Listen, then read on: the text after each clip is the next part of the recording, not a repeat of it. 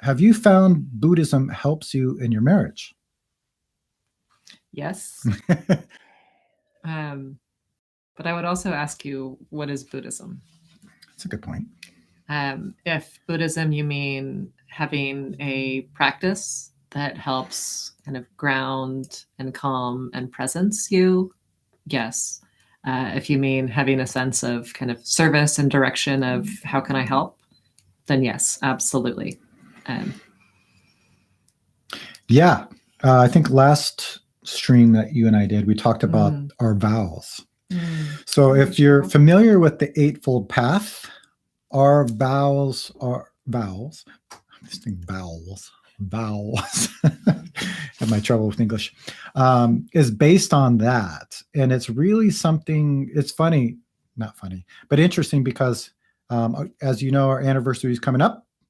Actually, it's on the 28th, so it's in 4 days. We're going to celebrate it a little bit after that.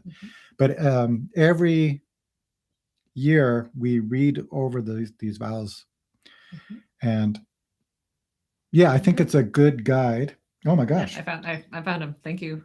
Yeah, so let Kendra read them, because I think this is what helps our marriage. So, like Kendra mentioned, what do you mean by Buddhism, or even saying Zen? But like, what's the direction? What's our intention? And what's the effort we need, right? So we have the effort and the intention. I think that's really important. So, yeah, Kendra will read them. Here you go. We vow in our married life together to continually let go of our preconceived views of each other and see each other clearly. We vow to let go of feelings that arise from selfish desires, attachments, and fears so that we can open our hearts to one another. Very good. So hard to do all of these, but they're important. We vow to be compassionate with one another and with all beings.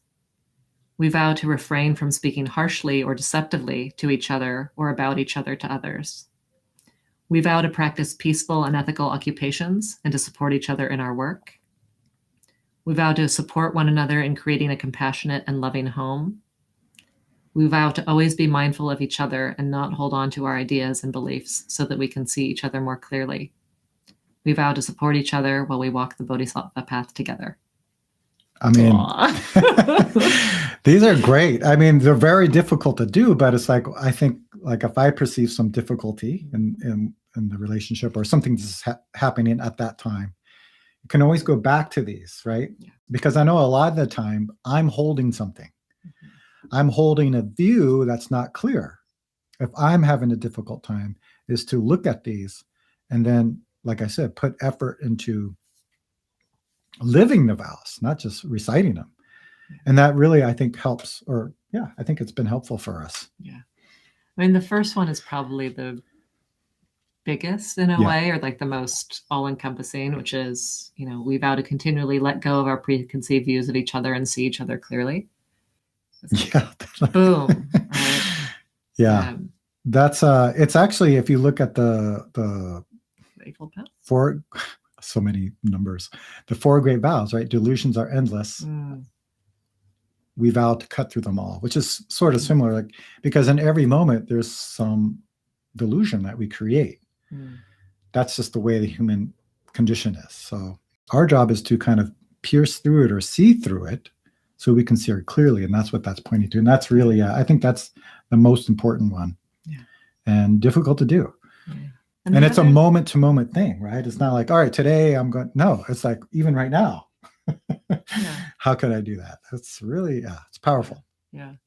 Yeah. And when we've gone through, like, I'd say now we're pretty solid, but we've gone through some times where we've both been under more stress and like had more friction in terms of what we were both like wanting or needing, or how we were, I don't know, supporting each other, or I don't know, there's periods of more stress basically. And I found that coming back to this was really important. A reminder of like, okay, I think Jason's doing this or acting this way, and it means X, Y, and Z.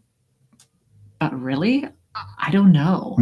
And being able and willing to kind of catch myself when that's happening and see you and be open to seeing like, well, do I really know? I don't know. What is going on? Yeah, right. And, that has always helped us come back together and have like a real conversation, especially when we've like have conflicting ideas or conflicting experiences, or when emotions come up.